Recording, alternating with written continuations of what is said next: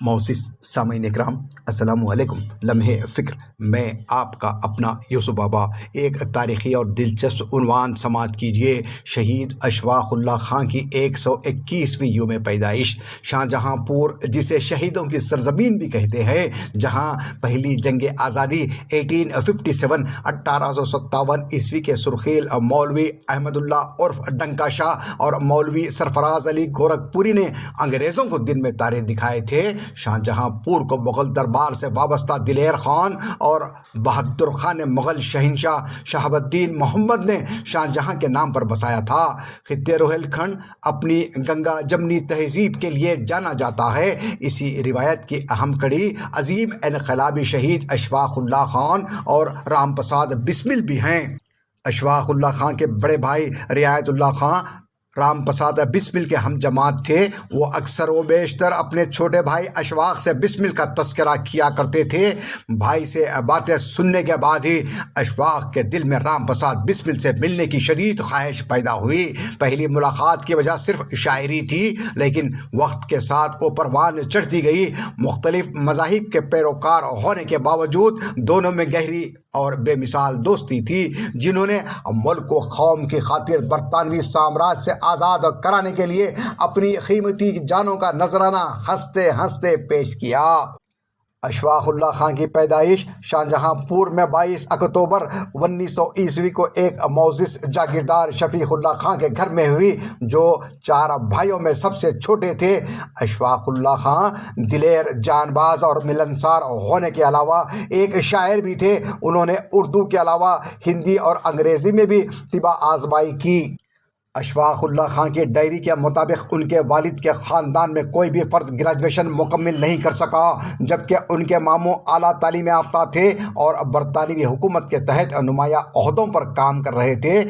अशफाक़ुल्लाह खां का झुकाव दौरान तालीम इनकलाबी सरगर्मियों की जानिब हो गया था। उन्होंने 9वीं जमात के बाद बिलाखिर मिशन स्कूल को खुदा हाफिज़ कह दिया और हिंदुस्तान सोशलिस्ट रिपब्लिक एसोसिएशन के सरगर्म रुकन बन गए। चोरी चोरा सानहा के बाद जब महात्मा गांधी ने अदम ताउन तहरीक वापस ले ली, तो हज़ारों इनकलाबी नौजवान अपने आप को धोखे का शिकार समझने लगे थे। अशफाक़ुल्लाह खां भी उनमें से एक थे।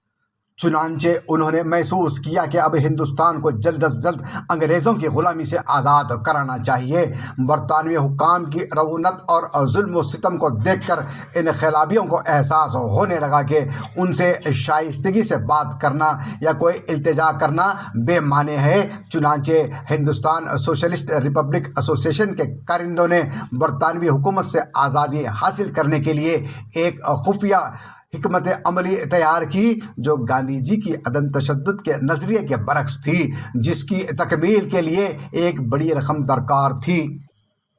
चुनांचे हिंदुस्तान सोशलिस्ट रिपब्लिक एसोसिएशन ने बरतानवी हुकूमत का ख़जाना लूटने का फ़ैसला किया। 8 अगस्त सन 1925 ईस्वी को HSRA की एक हंगामी मीटिंग मुनक़्क़िद हुई, जिसमें सहारनपुर लखनऊ 8 डॉन मुसाफिर ट्रेन में जाने वाली रकम लूटने का मंसूबा पेश किया। 9 अगस्त सन 1925 ईस्वी को अशफाक़ुल्लाह खां समेत 8 दिगेर इनकलाबियों ने राम प्रसाद बिस्मिल की क़यादत में इस ट्रेन को लूट लिया, तो पूरे इलाके में अफरा तफरी का माहौल बर्पा हो गया। जाए वारदात से पुलिस को एक चादर दस्तियाब हुई, जिस पर शाहजहाँपुर के एक धोबी की मोहर थी, जिसकी बिना पर पुलिस तहक़ीक़ात का सारा रुख यही मुंतकिल हो गया। HSRA के कारकुनों के सरकारी गवाह बनने से पूरी बहुत जल्द बेनकाब हो गई। एक के बाद दिगेर इनकलाबी बरतानवी हुक्काम की गिरफ्त में आ गए। आखिरकार मौरिख 25 सितंबर सन 1925 ईस्वी राम प्रसाद बिस्मिल भी साथियों की जासूसी से पुलिस के जाल में फंस गए, लेकिन केस का असल रूह रवा पुलिस की गिरफ्त से बाहर था। मोहतरम सामईन इकराम, वाक़या बड़ा तवील है, इंशाअल्लाह बकिया दूसरे पार्ट में समाअत कीजिए। معزز سامعین کرام، السلام علیکم۔ لمحے فکر میں آپ کا اپنا یوسف بابا۔ دلچسپ اور تاریخی عنوان کا سیکنڈ پارٹ سماعت کیجیے۔ شہید اشفاق اللہ خان کی 121ویں یوم پیدائش۔ اشفاق اللہ خان اپنے ساتھیوں کے انگریزوں کی گود میں بیٹھنے سے دل برداشتہ ہو گئے اور انہوں نے شاہ جہاں پور کو خیر باد کہنے میں ہی عافیت سمجھی۔ اشفاق چھپتے چھپاتے پیر و مرشد حضرت وارث علی شاہ کے روضہ مبارک بارہ بنکی دیوا شریف پر حاضری دے کر بنارس ہوتے ہوئے بہار پہنچے، جہاں ڈالٹن گنج میں کچھ عرصے تک ایک انجینئرنگ فرم میں ملازمت کی۔ اسی اثنا میں اشفاق کے دل میں بیرونی ملک میں مقیم انقلابیوں سے ملنے کا خیال پیدا ہوا۔ چنانچہ اپنی آرزو کی تکمیل کے لیے غالباً 10 ماہ کے بعد دہلی کا رخ کیا۔ دوران جلا وطنی اشفاق اپنے ساتھیوں پر چل رہے گورکھپور اور لکھنؤ میں زیر سماعت مقدموں سے غافل نہیں رہے۔ انہیں احساس ہو چکا تھا کہ قانونی چارہ جوئی سیراب کے علاوہ کچھ نہیں۔ حکومت تمام ملزمان کو سزا دینے کا فیصلہ کر چکی ہے۔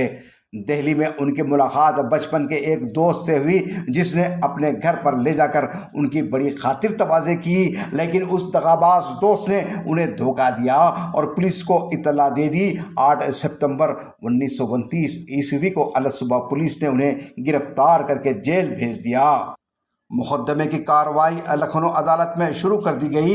اس مقدمے کے انچارج پولیس آفیسر تصدیق حسین تھے، جس نے مذہب کا سہارا لے کر بسمل اور اشفاق کی دوستی کو توڑنے کی بہت کوشش کی، لیکن کوئی فائدہ نہیں ہوا۔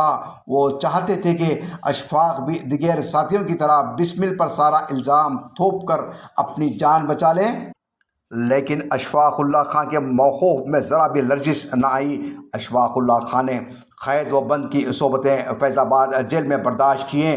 جیل میں انہوں نے نماز اور قرآن مجید کی تلاوت اور روزوں کا پابندی سے پورا اہتمام کیا۔ اشفاق اللہ خان کو فیض آباد جیل میں شدید تشدد کا نشانہ بنایا گیا۔ کاکوی واقعے میں 4 افراد کو سزائے موت سنائی گئی، جس میں رام پرساد بسمل، اشفاق اللہ خان بھی شامل تھے۔